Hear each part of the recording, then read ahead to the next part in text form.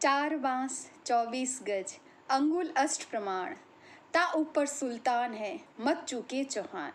ये पंक्तियाँ हम जब भी सुनते हैं, हमारे जहन में जिस व्यक्तित्व की छवि उभर कर सामने आती है वह थे अजय मेरू दिल्ली के शासक पृथ्वीराज चौहान। पृथ्वीराज चौहान के बारे में प्रबंध चिंतामणि, प्रबंध कोश, पृथ्वीराज रासो, पृथ्वीराज कोश आदि ग्रंथों में हमें पढ़ने को मिलता है और उनके जीवन के अनछुए पहलुओं को हमें जानने को अनेक चीज़ें प्राप्त होती हैं। पृथ्वीराज चौहान के जीवन से जुड़ी हुई वैसे तो अनेक कथानक हैं, अनेक घटनाएं हैं, चाहे वो मोहम्मद गोरी को उनके द्वारा छोड़ देना हो या मोहम्मद गोरी का वध हो, चाहे संयोगिता के साथ उनका विवाह रहा हो या फिर चंदेलों से उनका युद्ध रहा हो। हर जगह पृथ्वीराज चौहान की एक अलग ही छवि उभर कर सामने आती है। जब हम पृथ्वीराज चौहान और मोहम्मद गोरी के बारे में बात करते हैं तब ये बात सभी को विदित है कि पृथ्वीराज चौहान ने केवल शब्द भेदी बाण के द्वारा ही मोहम्मद गोरी का अंत किया था। तो एक प्रश्न अनायास ही हमारे जहन में उभर कर आता है, हमारे मस्तिष्क में उभर कर आता है कि आखिर ये शब्द भेदी विद्या थी क्या और पृथ्वीराज चौहान ने उसे सीखा कहाँ से था। जहाँ तक शब्द भेदी विद्या की बात है कि केवल शब्द सुनकर उस पर बाण चला देना, यह विद्या इतिहास के अनुसार केवल कुछ चंद व्यक्तित्वों को प्राप्त थी, जिनमें महाराज दशरथ, महाराज पांडु, अश्वत्थामा, अर्जुन एवं एकलव्य के नाम प्रमुख रूप से उभर कर सामने आते हैं। और पृथ्वीराज चौहान के पहले या बाद के किसी भी शासक के बारे में ये विदित नहीं है कि वह शायद शब्द भेदी विद्या जानते थे। तो पृथ्वीराज चौहान ने ये अनोखी विद्या सीखी कहाँ से, आज हम इसी पर चर्चा कर रहे हैं। अगर हम इतिहासकारों या जनश्रुतियों के आधार पर बात करें तो दो तर्क उभर कर हमारे सामने आते हैं, दो बातें उभर कर हमारे सामने आती हैं जो एक दूसरे से बिल्कुल अलग है कि पृथ्वीराज चौहान ने ये विद्या सीखी कहाँ से थी। एक मत के अनुसार पृथ्वीराज चौहान ने ये विद्या महाभारत के प्रमुख पात्र रहे द्रोणाचार्य के पुत्र अश्वत्थामा से सीखी थी और दूसरे मत के अनुसार उन्होंने ये विद्या एकलव्य के शिष्य अर्थात भीलों के माध्यम से ये विद्या सीखी थी। आज हम इन्हीं के ऊपर एक संक्षिप्त सी चर्चा कर रहे हैं।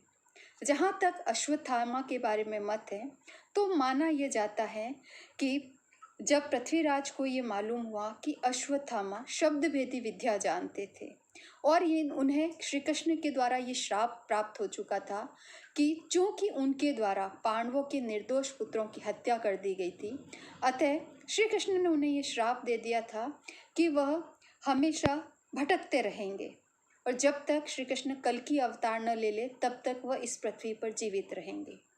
साथ ही उनके दोनों नेत्रों के मध्य जो मणि स्थित थी वह भी श्री कृष्ण ने ले ली थी, जिससे कि उनके घाव हो गया था, वो घाव हमेशा रिश्ता रहता था, उसमें हमेशा दर्द हमेशा बना रहेगा। तो पृथ्वीराज चौहान उन्हीं अश्वत्थामा से मिलने के लिए मध्य प्रदेश पहुँचे, जहाँ के बारे में ये माना जाता है कि मध्य प्रदेश के असीरगढ़ के किले में एक शिव मंदिर विद्यमान है, जहाँ पर अश्वत्थामा आज भी शिव मंदिर में पूजा अर्चना करने आते हैं। पृथ्वीराज चौहान वहाँ पहुँचे और उन्होंने काफ़ी समय तक अश्वत्थामा का वहाँ इंतज़ार किया।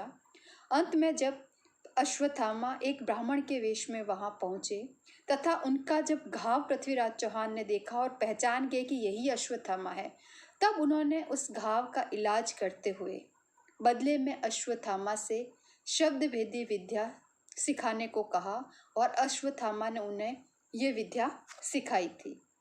इस मत पर कुछ ही लोग सहमत हैं कि ऐसा हुआ था, लेकिन ज़्यादातर इतिहासकार जिस बात को मानते हैं, जिस विचार से सहमत है, वह ये था कि पृथ्वीराज चौहान ने यह विद्या भीलों से सीखी थी।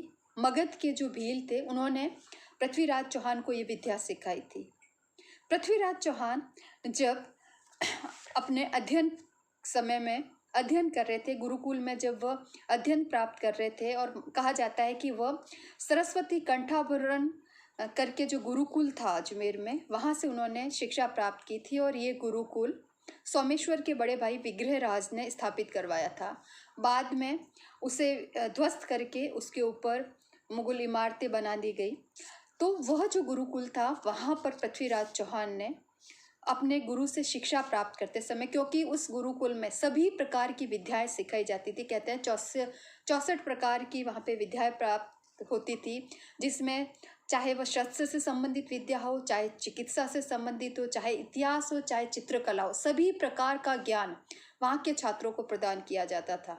जब एक बार इन्हीं चर्चा के दौरान उन्होंने अपने गुरु के मुख से ये सुना कि राजा दशरथ को ये विद्या आती थी और इसी के कारण उन्होंने माता पिता के लिए जो प्रसिद्ध है, उनकी सेवा के लिए जो प्रसिद्ध है श्रवण कुमार, उन पर बाण चला दिया था। और श्रवण कुमार ने उन्हें यह श्राप दिया था कि जिस प्रकार मेरे माता पिता अपने पुत्र के लिए हमेशा तड़पते रहेंगे, तुम भी अपने पुत्र के वियोग में अपने प्राण त्यागोगे। और शायद इसी श्राप के कारण जब राम वनवास को गए, पीछे से दशरथ ने अपने प्राण त्यागे थे।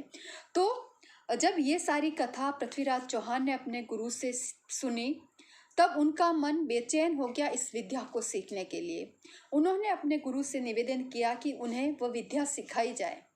तब उनके गुरु ने कहा कि यह विद्या किसी गुरुकुल में किसी गुरु के द्वारा नहीं सिखाई जाती है, और ऐसा कोई भी नहीं है जो उन्हें ये विद्या सिखा सके। हाँ, इतना जरूर सुनने में आया है कि एकलव्य को मानने वाले या एकलव्य को जो गुरु मानते हैं भील प्रजाति के लोग, वह शायद इस विद्या को जानते हैं, और वो भी मगध के भील। तब पृथ्वीराज अपने मित्रों के साथ मगध पहुँचे और भीलों से निवेदित किया इस विद्या को सिखाने के लिए। प्रारंभ में तो भील नहीं माने। जब पृथ्वीराज अपनी जिद पर अड़ गए, तब भीलों ने एक शर्त रख दी कि ठीक है, हम आपको ये विद्या सिखा देंगे, लेकिन जिस प्रकार से इस विद्या के कारण गुरु द्रोणाचार्य ने हमारे गुरु एकलव्य के दाएं हाथ का अंगूठा ले लिया था, आपको भी अगर ये विद्या सीखनी है तो उसी प्रकार से इस विद्या के बदले में अपने दाएं हाथ का अंगूठा हमें देना होगा। हमारा जो कुल देवता का मंदिर है उसमें अपने अंगूठे को आपको बलि चढ़ानी होगी, भेंट चढ़ानी होगी। इस पर पृथ्वीराज चौहान के जो सारे मित्र थे वह पीछे हट गए और कहा कि नहीं, हम जितना जानते हैं उतना काफ़ी है, हमें ये विद्या नहीं सीखनी। लेकिन पृथ्वीराज अपनी बात पर अड़िग रहे। वह भीलों के साथ उस मंदिर में पहुंचे और जो ही उन्होंने अपनी कटार निकाल कर अपना अंगूठा काटना चाहा, भील गुरु ने उन्हें रोक दिया और ये कहा कि मैं तो केवल आपकी परीक्षा ले रहा था। इसके पश्चात उन भील गुरु ने उन्हें ये विद्या सिखाई, जिसके बल पर ही पृथ्वीराज चौहान ने मोहम्मद गोरी का अंत किया। तो पृथ्वीराज चौहान की इस महान कला, इस महान विद्या के पीछे हम भीलों का महान योगदान मान सकते हैं। वैसे भी इतिहास में देखा जाए तो भीलों का महाराणा प्रताप के साथ भी एक अटूट संबंध रहा है। उसी प्रकार से भीलों का पृथ्वीराज चौहान को इस विद्या को सिखाने में भी महत्वपूर्ण योगदान रहा है। तो इस प्रकार से पृथ्वीराज चौहान ने ये शब्द भेदी बाण चलाना सीखा और इसी के दम पर उन्होंने चंद्रबरदाई के इशारे पर मोहम्मद गोरी का अंत किया। आज हम इस कथा को इन शब्दों के साथ विराम लेते हैं। दिल्ली रो वो मान हो, रजवट रो अभिमान हो, एक बाण सु बांधो इतिहास, वो पृथ्वीराज चौहान हो। धन्यवाद।